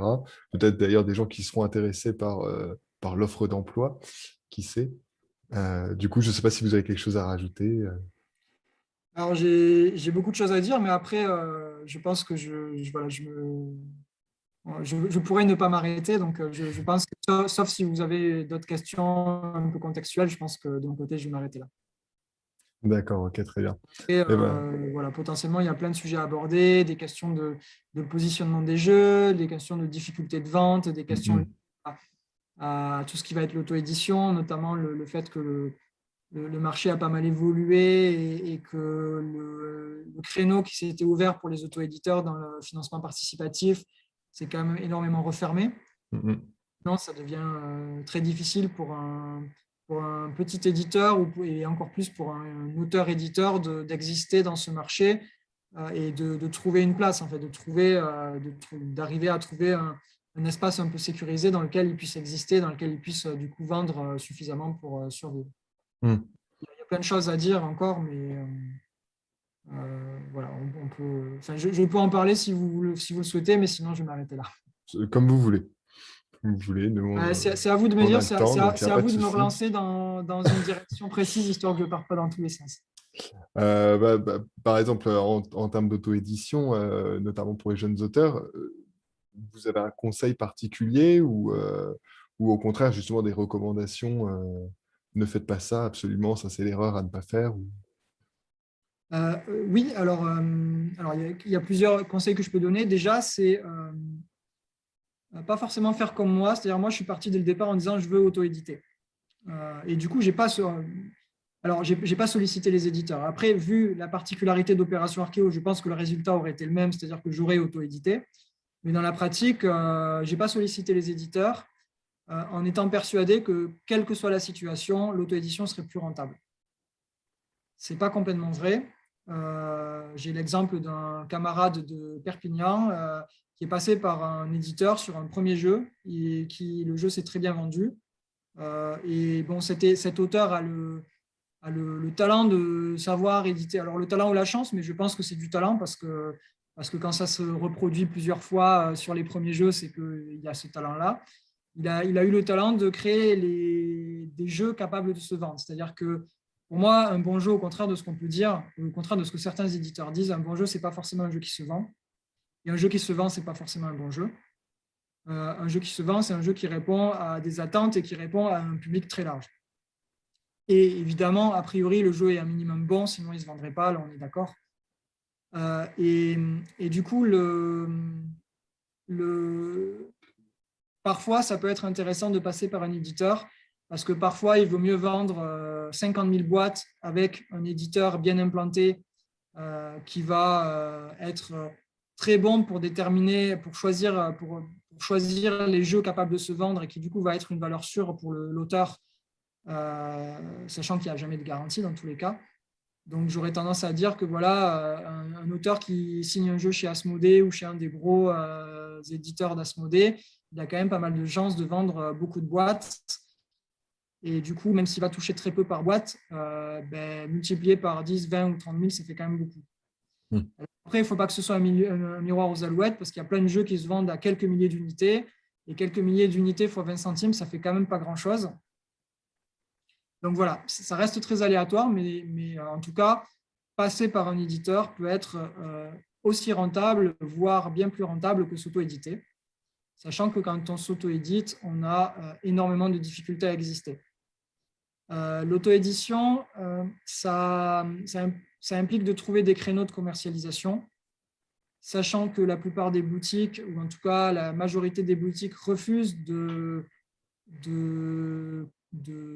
référencer des jeux qui n'auraient pas de distributeur. C'est-à-dire qu'en autodistribution, déjà, vous fermez 3/4 des boutiques.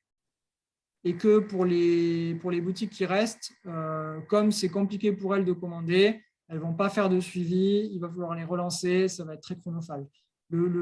S'auto-distribuer, concrètement, c'est super compliqué. Parce que pour pouvoir être rentable, il va falloir soit faire payer les frais de port aux boutiques, ce qu'elles vont refuser parce que ça mange trop sur leur marge, soit leur proposer un minimum de commandes à 10 boîtes ou 6 boîtes pour leur offrir les frais de port. Et concrètement, les boutiques, elles achètent les jeux à l'unité pour ne pas prendre de risques. Parce que si elles achètent 6 boîtes et qu'elles en vendent une, eh ben, elles ont perdu de l'argent sur une même référence. Et quand vous vous lancez en auto-édition, ben, au début, vous avez une référence. Et concrètement, c'est très compliqué d'exister avec une référence dans le milieu traditionnel, dans le circuit traditionnel. Pour exister, il faut être dans une politique de gamme. Donc, il faut produire plusieurs jeux par an pour constituer rapidement une gamme d'une dizaine de jeux minimum. Et voilà, concrètement, c'est très compliqué quand on est auteur auto-édité, de débarquer et de dire j'en édite 10 d'un coup. C'est souvent impossible. Donc, il faut trouver des circuits de commercialisation alternatifs dans lesquels finalement les boutiques vont s'inscrire comme un bonus, comme du bonus, dans lesquels peut-être on va trouver un distributeur et finalement le distributeur, ce sera du bonus. Et dans lesquels, pourquoi pas, une fois que le jeu aura fait ses preuves en auto-édition, on tentera d'envisager quelque chose avec un éditeur traditionnel ou pas. Voilà. En fait, il ne faut pas se fermer les portes et il faut trouver des solutions de commercialisation alternatives. Le financement participatif en est un, mais ça va poser d'autres problèmes que je vais pouvoir développer éventuellement. Et ensuite, il faut...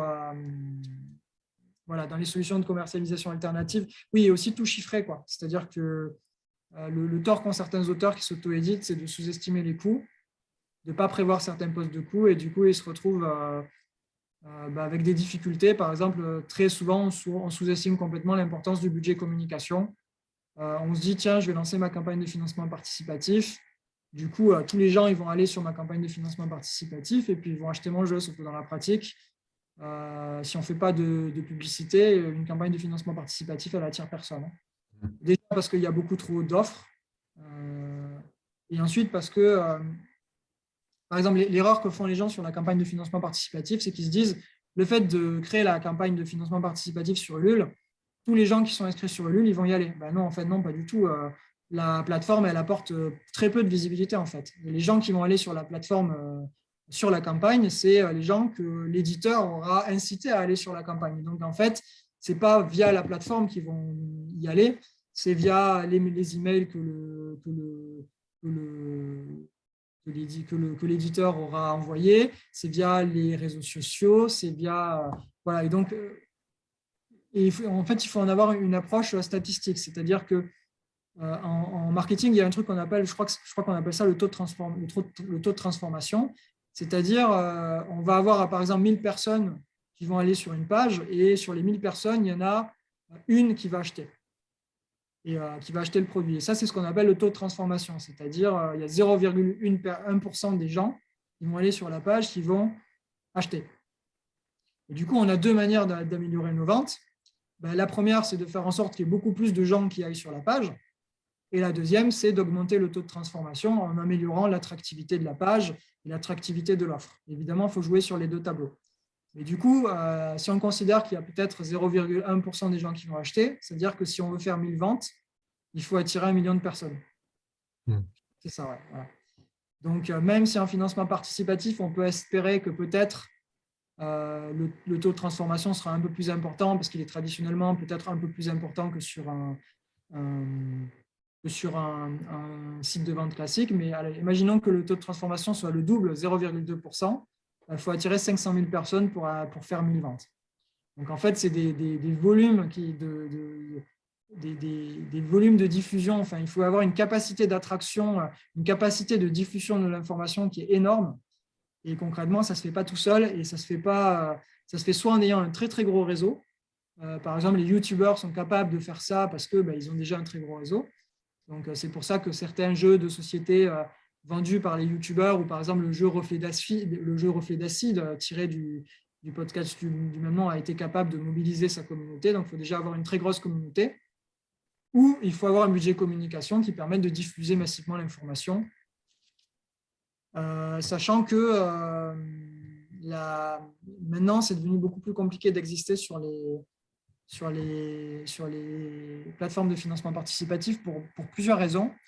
La première, c'est que l'offre est devenue pléthorique, donc en fait, la concurrence est très forte. Le marché est trusté par des éditeurs maintenant bien installés qui, du coup, font des économies d'échelle monumentales, donc qui sont capables de proposer dès le départ des contenus extrêmement ambitieux avec des prix extrêmement attractifs.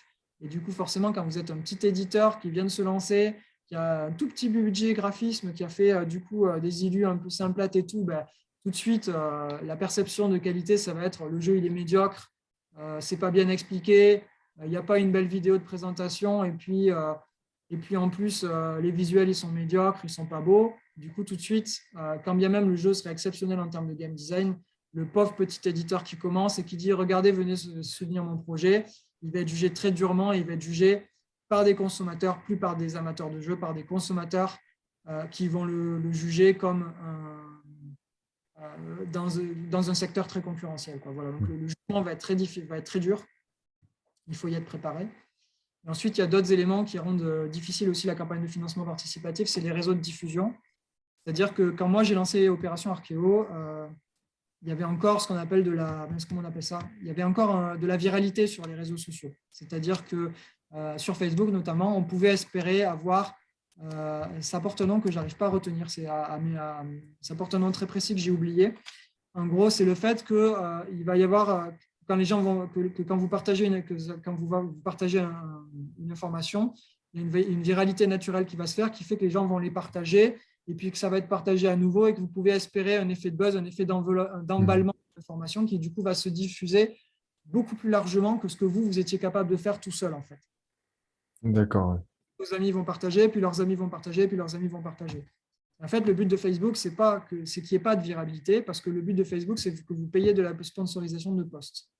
Et du coup, maintenant, quelle que soit la manière dont vous vous y prenez, dès que vous partagez une information à but commercial, soit par l'intermédiaire de votre page, soit parce que vous allez faire un lien vers un site extérieur, vers votre campagne de financement participatif, la viralité va être proche de zéro.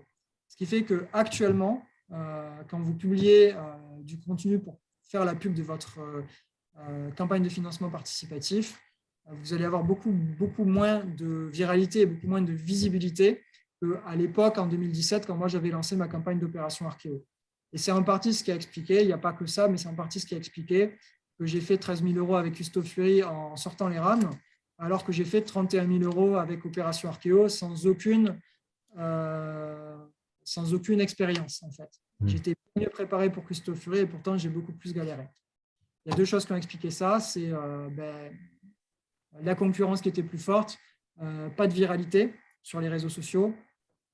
Et le troisième élément, c'est Custo Fury, ce n'était pas un jeu de niche, et les jeux de niche ont tendance à mieux fonctionner en financement participatif. Oui, c'est contre-intuitif, ça, par contre. En fait, c'est logique. C'est-à-dire que quand vous vous adressez à tout le monde avec un jeu grand public, vous allez vous adresser à une offre qui est déjà très bien pour vous. Quand je fais un jeu de cuisine grand public, d'ambiance à 20 €, des jeux d'ambiance à 20 €, il y en a plein. Alors, à l'époque où j'ai sorti Custo Fury, il y avait très peu de jeux de cuisine. Il en est sorti pléthore juste en même temps ou juste après. Mais ceci étant, voilà, un jeu d'ambiance à 20 balles, il y en a plein, quoi. Un jeu éducatif sur l'archéologie, il n'y en avait pas. Et donc, j'ai touché par l'aspect niche, c'est-à-dire que tous les fans d'archéologie ça serait exagéré de dire se sont précipités dessus, mais dans l'esprit, c'était un peu ça. Et j'ai été capable de mobiliser des communautés par l'originalité du jeu. En fait, c'est-à-dire qu'en financement participatif, on va volontiers acheter des jeux soit qui vont répondre à des communautés particulières qui sont très consommatrices.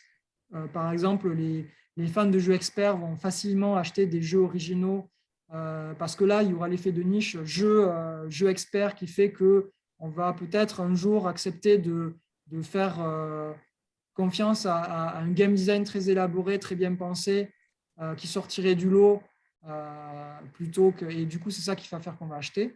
Et sur le jeu niche, c'est pareil, c'est la capacité à aller toucher des communautés qui, du coup, vont être très mobilisées pour faire la promotion du jeu et vont être très acheteuses de produits qu'elles ne trouvent pas dans le commerce.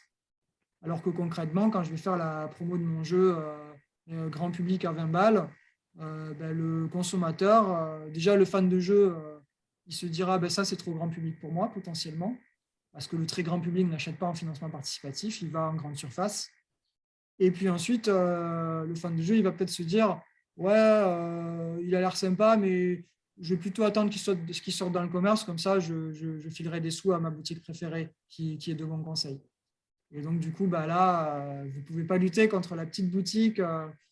Voilà, je suis très sensible moi, aux petits éditeurs, aux auteurs, j'ai tendance à essayer de les soutenir, mais le fait est qu'en tant qu'éditeur un peu inconnu, on ne peut pas lutter contre la petite boutique, contre la relation de confiance que la petite boutique a tissé depuis des années de conseils avec les consommateurs.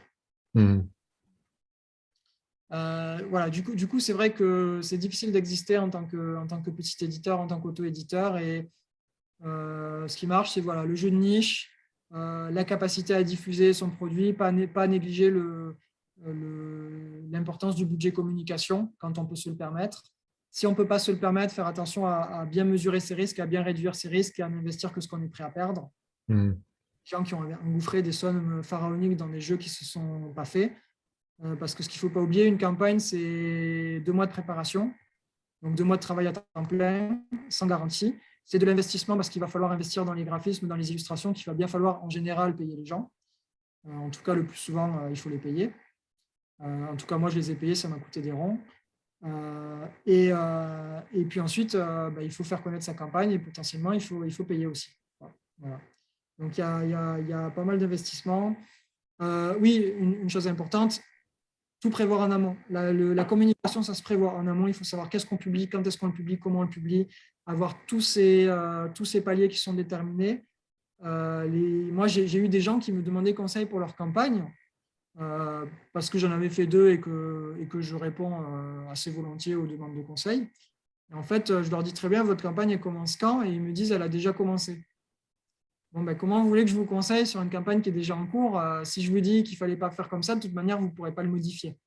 Dans ces cas-là, j'essaie de trouver des astuces, des conseils de très court terme, mais même la communication. Si vous faites appel à un vidéaste, par exemple, pour faire son jeu, certains vidéastes, ils ont des calendriers qui sont prévus sur plusieurs mois. Ensuite, même le temps qui est en plus, et quand les vidéastes sont bénévoles et amateurs, ils font ça sur leur temps libre. Il va leur falloir peut-être 1 mois pour tester votre jeu, pour le comprendre, pour l'analyser, puis 1 mois pour faire le script, et puis encore 1 mois pour tourner la vidéo. Et la vidéo, ensuite, il va falloir qu'ils programment la sortie pendant votre campagne. Donc, ça se prévoit, quoi. Vraiment programmer à l'avance et tout chiffrer, c'est-à-dire tout chiffrer à l'avance sur devis. Ce n'est pas les estimations en passant, comme ça, tout chiffrer à l'avance sur devis, savoir exactement combien ça va coûter, combien les paliers vont coûter, faire des tableurs, demander des devis et avoir des chiffrages sûrs et prévoir 10% ou 20% ou 30% de marge. On sous-estime toujours certains postes de coûts et parce que des fois, on a des très mauvaises surprises. Je donne un exemple qui est arrivé récemment, 2 exemples récents. Alors, ils ne me sont pas arrivés à moi personnellement, mais ils sont arrivés à des connaissances. Un premier exemple, c'est un collègue qui préparait sa campagne de financement participatif, qui a demandé un devis à un fabricant. Le fabricant lui a répondu par mail, donc il lui a fourni une estimation de prix par mail. Et du coup, mon collègue s'est dit, bah, il m'envoie l'estimation par mail, je peux lui faire confiance, et il est parti là-dessus. Sauf que quand il a fini sa campagne de financement participatif et quand il a recontacté l'imprimeur pour produire, en fait, l'imprimeur lui a dit, ah ben non, finalement, l'imprimeur lui a fait un devis et l'imprimeur lui a dit, ben non, finalement, ce n'est pas l'estimation que vous avez faite, c'est 2 fois plus cher. Et du coup, le collègue en question, il se retrouvait avec 2 fois plus cher et ce n'était pas prévu dans le budget, quoi. Et la campagne n'était pas suffisamment un succès pour qu'il puisse absorber la perte que ça représentait. Mm.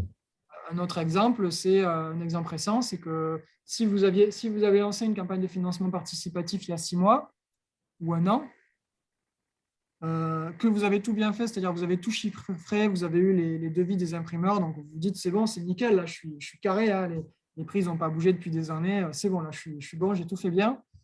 Sauf qu'on sort du Covid, qu'il y a des pénuries de matières premières, il y a des pénuries, il y a des problèmes d'acheminement depuis la Chine, il y a des embouteillages en termes de temps de production.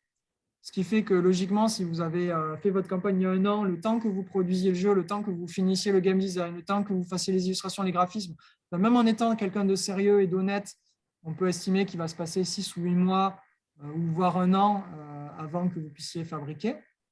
Et d'ici là, les prix ils ont pris 20 ou 30%.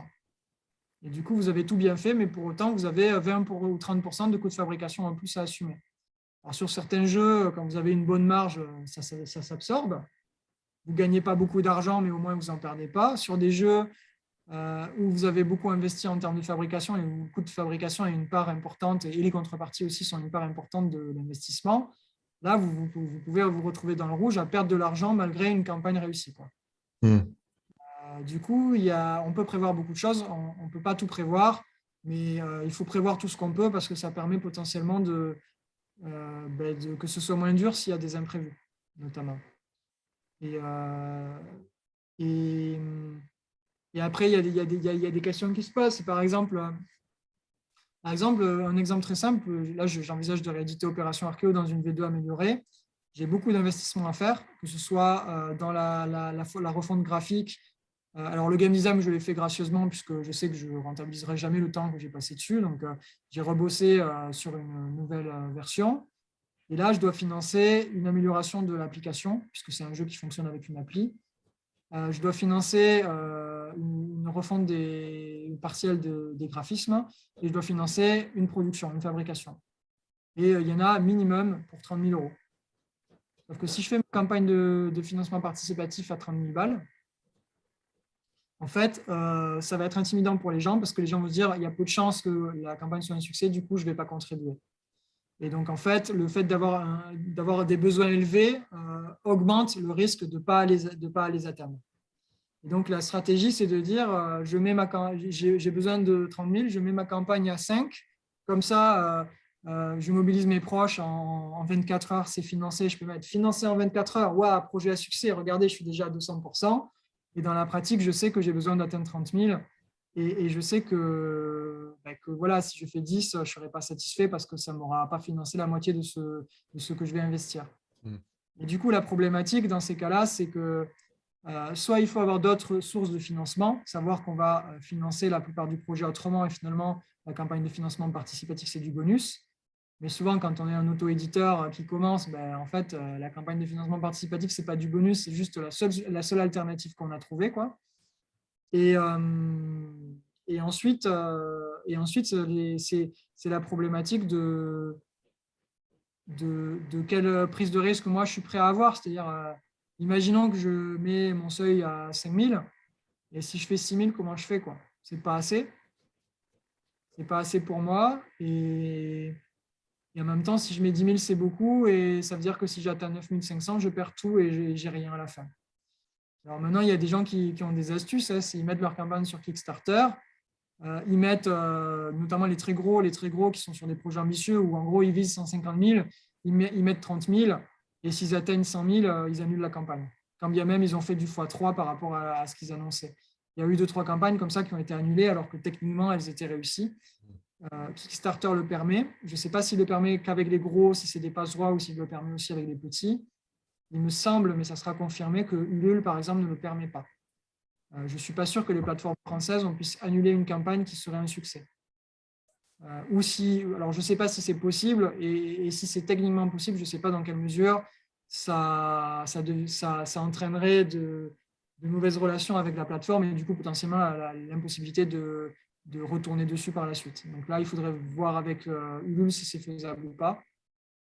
Mais c'est vrai que moi, c'est une chose qui me paralyse actuellement pour la, pour la réédition d'Opération Archéo et pour le lancement d'une campagne de financement participatif, c'est que je sais que en fait, j'ai besoin de trouver des solutions de financement alternatifs et des solutions de production à moindre coût qui équivalent en fait à réduire les financements dont j'ai besoin, donc à trouver des solutions de financement.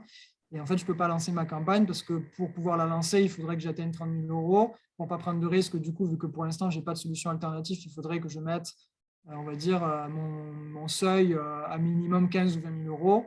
Et j'estime que c'est un montant trop élevé, que c'est rédhibitoire, que ça serait contre-productif par rapport au fait de convaincre les gens de participer. Et du coup, c'est un peu le serpent qui mord la queue actuellement pour moi et c'est des problématiques que je pense rencontrent beaucoup d'éditeurs. Un autre miroir aux alouettes, c'est de croire que parce qu'on va mettre son jeu sur Kickstarter, tout d'un coup, on va multiplier par 50 le potentiel de clients et que du coup, on va se mettre à vendre plein de jeux aux États-Unis. Alors, d'une part, les États-Unis n'ont pas attendu les petits Français pour mettre des jeux sur Kickstarter. Et d'autre part, les petits Français ils sont complètement inconnus chez les Américains. Et encore une fois, ce n'est pas la plateforme qui apporte de la visibilité. Ou en tout cas très peu, ou en tout cas pas avant que la campagne soit devenue un méga succès qui fait que plus personne ne peut passer à côté. Et que ça fait parce que c'est un méga succès. Et il y a beaucoup, beaucoup de petits éditeurs qui ont fait ça, qui se sont dit, je vais faire ma campagne sur Kickstarter, je lance ma campagne en bilingue, français et anglais, et du coup, ils se retrouvent ils mettent un seuil très bas, à 8 000 ou 10 000 euros. Ils se retrouvent à soit rater leur campagne, soit réussir leur campagne à 120, 130%. Et quand on regarde à qui ils ont vendu, par exemple, s'ils ont vendu 250 boîtes, ils ont en général vendu 220 boîtes en France et 30 boîtes aux États-Unis maximum. Donc, voilà. Donc, dans la pratique, alors quand c'est un jeu qui est très facile à traduire, c'est-à-dire qui n'a pas besoin d'être traduit, ce n'est pas un problème, parce qu'on n'a qu'une seule fabrication, et finalement, il n'y a pas énormément de surcoût à envoyer 30 boîtes aux États-Unis.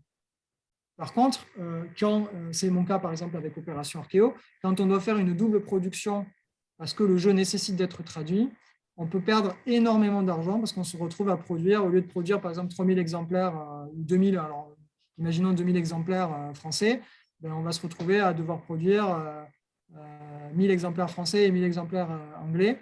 En fait, ce n'est pas du tout le même prix de produire 2 fois 1000 exemplaires et de produire 2000 exemplaires. Et du coup, on va vendre 30 jeux aux États-Unis, on va devoir payer un traducteur pour ces 30 jeux vendus. Ensuite, on va devoir payer un graphiste pour maqueter ces 30 jeux vendus avec les textes en anglais. Puis ensuite, on va devoir fabriquer un minimum de 1000 exemplaires, sinon l'imprimeur ne veut pas fabriquer en dessous pour 30 jeux vendus. Donc, on va se retrouver avec 970 boîtes qui vont nous servir à rien. Et puis en plus, les 1000 jeux produits ils vont nous coûter plus cher parce que c'est des petits tirages. Et derrière, il va falloir qu'on se casse les pieds à faire tout plein de documents de dédouanement pour envoyer les 30 boîtes et à faire tout plein d'envois un peu particuliers aux États-Unis, sachant qu'en plus, les Américains apparemment sont assez casse-pieds en termes de suivi clientèle, de suivi des retours, etc. Enfin bref, c'est beaucoup d'emmerdes pour 30 boîtes. Donc, ça peut être très payant si on arrive à décoller. Mais en fait, ce que j'ai tendance à... Voilà, ça peut être aussi un gros miroir aux alouettes et une source de beaucoup de déception et de frais imprévus. Donc, si on le fait, soit il faut le faire avec une grosse communication, un beau budget communication auprès des Américains, sachant qu'il n'y a pas de secret, les gros influenceurs, ils sont payés cher. Soit il faut faire une campagne exprès dans un second temps uniquement pour les Américains, auquel cas on peut se permettre d'avoir, par exemple, l'avantage de faire une campagne uniquement en anglais, par exemple, c'est que si c'est un succès, ben, de toute manière, on a l'argent nécessaire pour produire. Et si c'est un échec, on a perdu que le temps qu'on y a consacré, un petit peu de traduction et un petit peu de graphisme. Donc, du coup, la vente est moins sévère. D'accord. Ouais.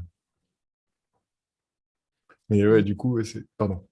Oui, non, voilà, Non, je pense que, laisse. là, je pense que j'ai dit pas mal de Ouais. choses. Je vois d'autres choses à dire sur ce point-là. Ouais, d'accord. Ouais, non, c'est quand même un truc où il faut quand même pas mal de, pardon, de casquettes quand même dans le milieu de l'auto-édition, Ouais. quoi. Donc, Il faut être très polyvalent. Je pense que c'est accessible à beaucoup de gens, mhm, mais il faut être très polyvalent, très rigoureux, prendre le temps, bien se renseigner. Et il faut être prêt à le faire, quoi. C'est clairement beaucoup de travail, beaucoup d'énergie. Il faut être très vigilant et très rigoureux. Voilà. mhm. Donc, effectivement, il faut être conscient dans quoi on s'embarque. Je pense il faut le faire que si on est intéressé par la démarche. C'est-à-dire, il ne faut pas oublier qu'il y a quand même peu de chances de s'en sortir, peu de chances d'être rentable. Euh, il y a une prise de risque qu'il faut accepter. Il faut la mesurer pour ne pas avoir de regrets et pas se mettre. On peut potentiellement se mettre dans la dèche financièrement. On peut potentiellement aussi, ça peut avoir des répercussions sur sa vie personnelle. Donc, il faut quand même être vigilant à bien mesurer les limites qu'on se fixe et le faire parce qu'on a envie de le faire et parce qu'on considère que la démarche en elle-même est intéressante. Pas le voir uniquement comme une solution financière pour faire exister le jeu, mais le voir aussi comme une démarche d'apprentissage, de découverte et comme un challenge personnel. Voilà. Et du coup, le voir comme ça permet aussi potentiellement de mieux gérer les efforts que ça demande, parce que c'est beaucoup de travail, et de mieux gérer potentiellement la déception, parce que la démarche, elle reste, l'apprentissage, y reste, et du coup, voilà, il faut appliquer ce que, même si c'est difficile, hein, moi le premier, quand j'ai des échecs, c'est dur, mais il faut appliquer l'adage de Nelson Mandela. Nelson Mandela disait, je ne perds jamais, soit je gagne, soit j'apprends. Voilà, et du coup, si dans cette démarche, ça rend aussi l'échec moins amer et ça permet d'apprendre, de progresser et du coup potentiellement de continuer à essayer jusqu'à la réussite. D'accord, d'accord. Bon, je pense qu'on va s'arrêter là, hein. En tout cas, merci beaucoup de nous avoir accordé donc, ce temps d'interview très, très intéressante. Ouais, je vous en prie. Donc, du coup, c'était Mathieu Béger. Donc, Ludiconcept, donc il y a un site, un blog. Voilà. Et donc, si je dis pas de bêtises, donc deux jeux édités, auto-édités, donc Opération Archéo et Custophary. Et chacun a actuellement une extension, c'est ça? C'est ça. Opération Archéo, une extension commercialisée, et Pisto Fury, une extension qui est réservée aux gens qui m'ont soutenu sur Ulule et aux gens qui me l'achètent en direct. Voilà. D'accord, ok. Il n'est pas disponible en boutique et il faut venir me voir en festival pour pouvoir obtenir l'extension. D'accord, très bien. Bon, et ben, merci beaucoup. Voilà, donc, bon, malheureusement, du coup, les personnes du groupe n'ont pas pu nécessairement rester ou venir pour des raisons pratiques.